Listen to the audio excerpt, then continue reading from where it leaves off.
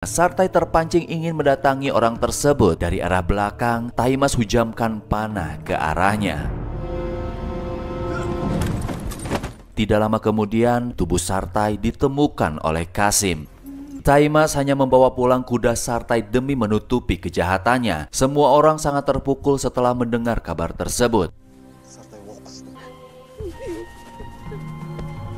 Ternyata Sartai masih hidup dan berusaha diobati oleh keluarga Rahimzan. Zere pun ikut merawat Sartai hingga ia tersadar.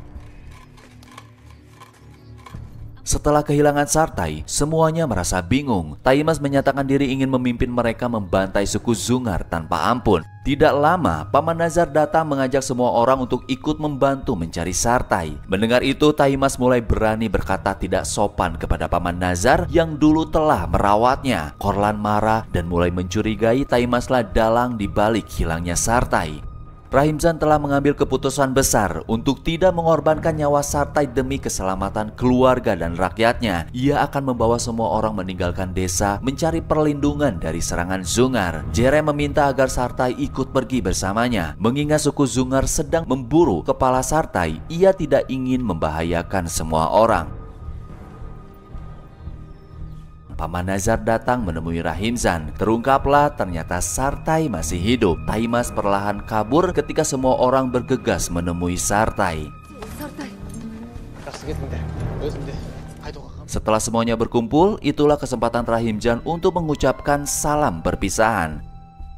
Paman Nazar membawa kembali Sartai pulang ke gunung. Sedangkan Korlan dan dua orang lainnya akan mengawal kepergian rombongan Rahimzan sampai ke tempat aman. Zere sangat sedih harus berpisah dengan Sartai. Di balik bukit, prajurit Zungar sedang memata-matai kepergian suku Rahimzan. Panglima Zonon perintahkan anak buahnya untuk membawa kepala Sartai dan menghabisi nyawa Rahimzan. Di tengah perjalanan, Korlan berpamitan kepada Rahimzan setelah dirasa mereka sudah berada di kawasan aman.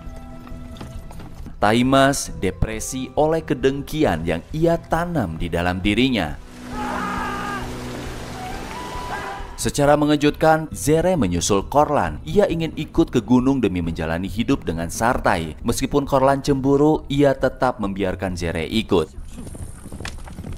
Seorang pengawal melaporkan atas hilangnya Zere. Ternyata Zere kabur tanpa sepengetahuan ayahnya. Dengan terpaksa Rahimzan putar balik menyusul Zere. Setelah di sana si Zere ngeyel, tetap tidak ingin ikut bersama ayahnya. Padahal pasukan Zungar sudah semakin dekat mengejar rombongan mereka. Sedangkan Kasim sedang menunggu bantuan di tempat yang lain agar perjalanannya aman sampai tujuan. Akibat dari perbuatan Zere, akhirnya mereka dikepung prajurit Zungar.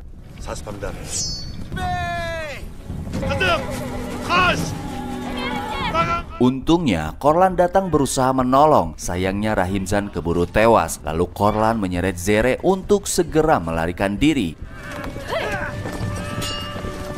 Zungar tidak membiarkan mereka lolos. Dengan terpaksa Sabit dan satu orang anggota memilih menghalaunya. Dikarenakan kalah jumlah, mereka berdua akhirnya tewas.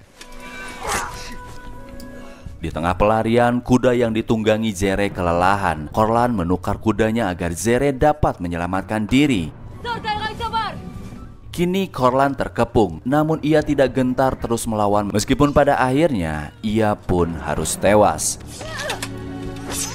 Di malam hari, Taimas kembali ke gunung untuk menemui ibu dan adiknya. Namun ia berhasil kepergok Paman Nazar lalu mengikatnya di balik pohon. Sartai kaget atas kedatangan Zere. Ditambah ia mendapatkan kabar tewasnya Korlan dan kedua anggota lainnya. Semua itu akibat dari kecerobohan yang telah Zere lakukan. Zere menyalahkan dirinya atas tragedi tersebut.